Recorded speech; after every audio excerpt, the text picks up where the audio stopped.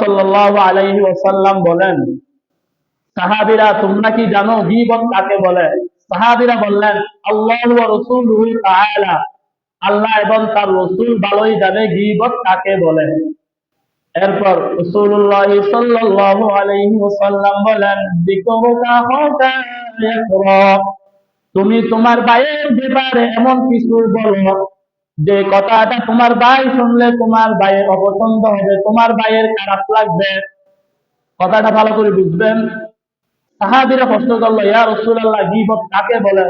রাসূলুল্লাহ সাল্লাল্লাহু আলাইহি ওয়াসাল্লাম বলেন, তুমি তোমার ভাইয়ের ব্যাপারে এমন একটা কথা বলছো যে কথাটা তোমার ভাই শুনলে কষ্ট পাবে, এটাকে বলা হয় গীবত। মনে করেন আপনি এখানে আপনার ভাইয়ের ব্যাপারে এমন একটা কথা বলছেন, সবার সামনে এমন একটা কথা আপনি বলছেন, এই কথাটা আপনার ভাই বাড়িতে আছে, সেই যদি শুনে কষ্ট পাবে, এই ধরনের কথা বললে এটাকে বলা হয় গীবত। এরপর সাহাবীরা পাল্টা প্রশ্ন করলেন, ইয়া রাসূলুল্লাহ, আমি যে আমার ভাইয়ের ব্যাপারে যে কথাগুলো বললাম, যে অপবাদটা দিলাম, এই অপরাধ যদি আমার ভাইয়ের মধ্যে থাকে তাহলে কি, আমার ভাইয়ের মধ্যে যদি থাকে তাহলে কি এটাও গীবত? নবীজি সাল্লাল্লাহু আলাইহি ওয়াসাল্লাম বলেন, হ্যাঁ এটাও গীবত। তুমি তোমার ভাইয়ের ব্যাপারে এমন একটা অপবাদ দিলা, এমন একটা কথা বললা, এই অপরাধটা, এই দোষটা যদি তোমার ভাইয়ের মধ্যে থাকে তাহলে তুমি তার ব্যাপারে গীবত করলা, যদি অপরাধটাকে গীবত করলা। আর যদি তুমি তোমার ভাইয়ের ব্যাপারে এই যে অপবাদটা দিলা, এই অপবাদটা যদি তোমার ভাইয়ের মধ্যে না থাকে তাহলে তুমি তার ব্যাপারে অপবাদ দিলা। আচ্ছা, বুঝে থাকলে বলেন, এই যে আপনার ভাইয়ের মধ্যে যদি এই অপরাধটা থাকে তাহলে নবীজি বলেন এটাকে বলা হয় গীবত। আর যদি অপরাধ যেটা আপনি তার ব্যাপারে দিলেন ওটা যদি না থাকে তাহলে এটা হচ্ছে অপবাদ। দোষ থাকলে গীবত, না থাকলে অপবাদ। তো গীবত আমরা চার মাধ্যমে আমরা মানুষের গীবত করি।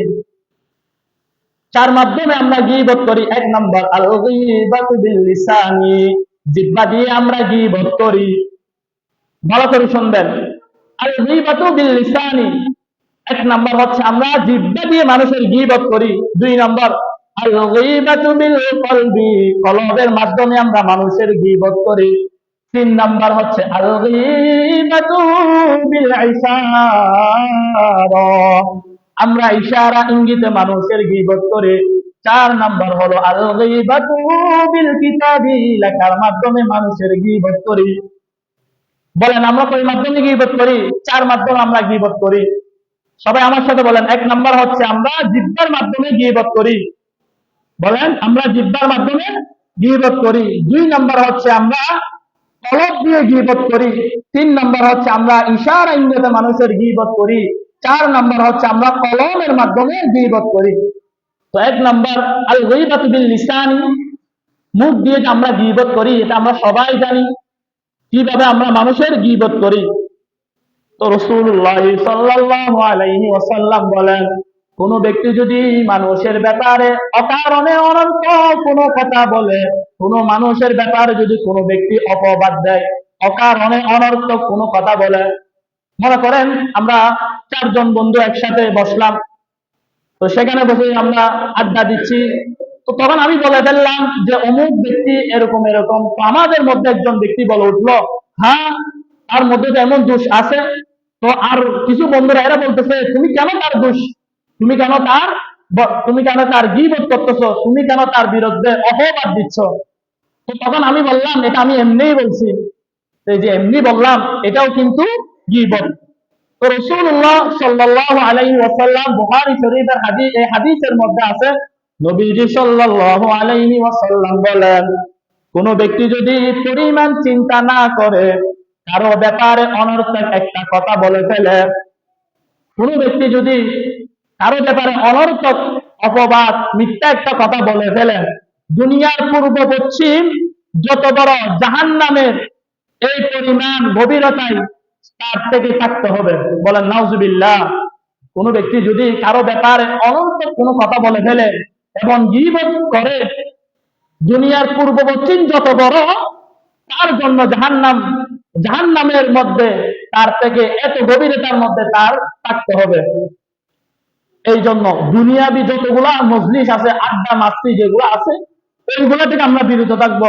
তো দেখেন, আপনি আড্ডার মধ্যে শরীক হয়েছেন, আড্ডার মধ্যে আছেন, আপনি আপনি এমন একটা কথা বলে ফেলবেন, এটা গীবত হয়ে যাবে। ওই কথাটা বলার কারণে আপনি বলতে চাচ্ছেন না, কিন্তু ওই আপনার ফ্রেন্ডরা বলতেছে, আপনারও ইচ্ছা হবে, আপনিও এমন একটা কথা বলে ফেলছেন।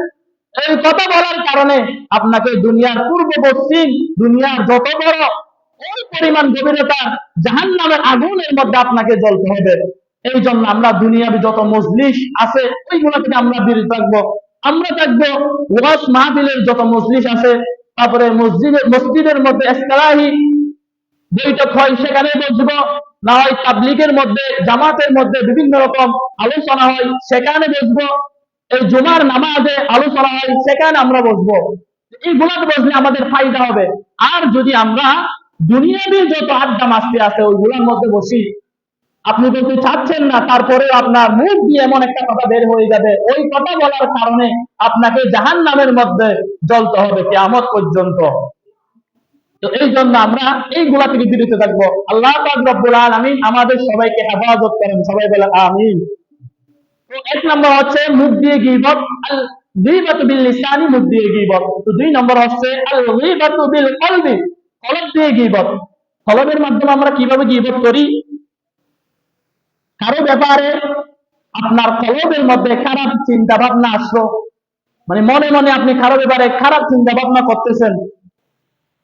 তো রাসূলুল্লাহ সাল্লাল্লাহু আলাইহি ওয়াসাল্লাম বলেন, তোমরা বেশি পরিমাণ অনুমান করা থেকে বেঁচে থাকার চেষ্টা করো। অনুমান করা থেকে বেঁচে থাকার চেষ্টা করো। কারণ হচ্ছে অনুমান করাটা হলো সবচেয়ে বড় মিথ্যা, সবচেয়ে বড় মিথ্যা কথা। আপনার অন্তরের মধ্যে অন্য একটা মানুষের ব্যাপারে আপনার খারাপ ধারণা আসলো, আপনি অনুমান করলেন যে মানুষটা এরকম এরকম, এই যে অনুমান করতেছেন, অনুমান করে যে আপনি গীবত করতেছেন। তো রাসূলুল্লাহ সাল্লাল্লাহু আলাইহি ওয়াসাল্লাম বলেন, অনুমান করাটা হচ্ছে বড় মিথ্যা কথা। এবার আমার কথা ভালো করে শুনবেন। যদি কারো ব্যাপারে আপনার মনের মধ্যে এমন চিন্তা ভাবনা আসে, এমন চিন্তা ভাবনা যদি আপনার আসে, তাহলে আপনার করণীয় কি? এই কথাটা মনে করেন আপনার অন্তরের মধ্যে কারো ব্যাপারে খারাপ ধারণা আসলো, তো আপনি যখন আসবে, ওই যে কথাটা আপনার অন্তরের মধ্যে আসছে, আপনি এটা আপনার অন্তরেই রেখে দিবেন। আর মুখে মুখে আস্তাগফিরুল্লাহ আস্তাগফিরুল্লাহ বলবেন, আর বলবেন, সি সি, আমি কার ব্যাপারে বলতেছি, আমি তো কত গুনাহগার বান্দা, আমার নিজেরই কত দোষ আছে, আমি নিজেই কত অন্যায় করেছি, কত গুনাহ করছি, আমি কেন অপর মুসলমানের ভাইয়ের জন্য খারাপ ধারণা, খারাপ চিন্তা ভাবনা আমি মনের মধ্যে আসতেছি। এই আপনার অন্তরের মধ্যে যদি কারো ব্যাপারে, কলবের মধ্যে যদি এমন চিন্তা ভাবনা আসে, তাহলে আপনি এটা করবেন। প্রথম নম্বর হচ্ছে যে আপনি কি করবেন? ওই যে চিন্তা ভাবনা যেটা আসছে সেটা আপনার অন্তরের মধ্যে রেখেই দিবেন। এরপর আস্তাগফিরুল্লাহ আস্তাগফিরুল্লাহ বলবেন। এরপর আল্লাহ তাআলার কাছে দোয়া চাইবেন, আল্লাহ তাআলার কাছে মাফ চাইবেন। এটা হচ্ছে আল লিসানু বিল কলবি, কলবের গীবত। তো তিন নম্বর হচ্ছে আল লিসানু বিল ইশারাতি, ইশারা ইঙ্গিতে গীবত করা। এই যে আমি এদিকে দাঁড়ায় আছি, আমি আপনাদের সামনে তাকাচ্ছি, তো আপনারা মনে করেন কিছু একটা কাজ করতেছেন, তো এইখানের মধ্যে বিভিন্ন রকমের মানুষ আছে। তো আমি যে ইশারা ইঙ্গিতে, চোখের ইশারায় আমি বলতেছি, এই দেখো দেখো দেখো, ওই রকম যে আমি গীবত, মানে চোখের ইশারা ইঙ্গিতে যে আপনাকে দেখাই দিছি। মনে করেন একটা খাটো মানুষকে আমি চোখের ইশারা ইঙ্গিতে বলতেছি, এই যে দেখো খাটো মানুষ, এই দেখো খারাপ মানুষ, ওই রকম যে আমি ইশারা ইঙ্গিতে গীবত করতেছি। এগুলো তো আমরা সাধারণত করেই থাকি। এই যে ইশারা ইঙ্গিতে আপনি অন্যজনকে দেখাই দিচ্ছেন, ওই ব্যক্তি খারাপ, ওই ব্যক্তি খাটো, ওই ব্যক্তি কানা, ওই ব্যক্তি মাজুক, এরকম আমরা যে ইঙ্গিত করে দেখাই দিই, এটা হলো ইশারা ইঙ্গিতের গীবত। এই গীবত না করা। আম্মা জান আয়েশা সিদ্দিকা রাদিয়াল্লাহু তাআলা আনহার বর্ণনা, তিনি বলেন, আম্মা জান আয়েশা সিদ্দিকা রাদিয়াল্লাহু তাআলা আনহা বলেন, রাসূলুল্লাহ সাল্লাল্লাহু আলাইহি ওয়াসাল্লামের কাছে একজন কাটো মহিলা আসলো। আসার পর আম্মা জান আয়েশা সিদ্দিকা রাদিয়াল্লাহু তাআলা আনহা বলেন, ইয়া রাসূলুল্লাহ, দেখো দেখো, ইয়া রাসূলুল্লাহ, দেখেন আপনার দরবারে একজন খাটো মহিলা আসছে। তো রাসূলুল্লাহ সাল্লাল্লাহু আলাইহি সাল্লাম সাথে সাথে বলছেন, আয়েশা, তুমি গীবত করলা, তুমি কেন তাকে খাটো বললা? খাটো মানুষ সেই যে খাটো, এটা আপনি নিজেও জানেন, আপনি কেন খাটো বলছেন? তো রাসূলুল্লাহ সাল্লাল্লাহু আলাইহি সাল্লাম বলেন, আয়েশা, তুমি এটা গীবত করলা। তো তো দেখেন এটা হলো ইশারা ইঙ্গিতে গীবত। তো এইগুলা ইশারা ইঙ্গিতে কাউকে গীবত না করা। তো 4 নম্বর হচ্ছে আল লিসানু বিল কিতাবি, কলমের মাধ্যমে গীবত করা। তো যারা ফেসবুক চালান তারা ভালো করে শুনেন, যেই কথা মুখে বলা গীবত, সেই কথা ফেসবুকে স্ট্যাটাস দেওয়াও গীবত। তো যেই যেই কথা মুখে বললে গীবত হবে, ওই লেখা আপনি ফেসবুকের মধ্যে লিখে দিলেন, এটা কি গীবত। তো আপনি ফেসবুকে আন্দাজে একটা স্ট্যাটাস দিয়ে দিলেন, ঘুম থেকে উঠে একটা স্ট্যাটাস দিয়ে দিলেন যে অমুক এলাকায় অমুক অমুক হয়েছে, মানে আপনি আন্দাজে একটা দিয়ে দিলেন, মানে দেশ নিয়ে আপনি অনেক চিন্তা ভাবনা করেন, তো একটা আন্দাজে একটা স্ট্যাটাস দিয়ে দিলেন। তো পরবর্তীতে সবাই মিলে চিন্তা করতেছে কিরে, মানে এই ঘটনাটা কোথায় হয়েছে।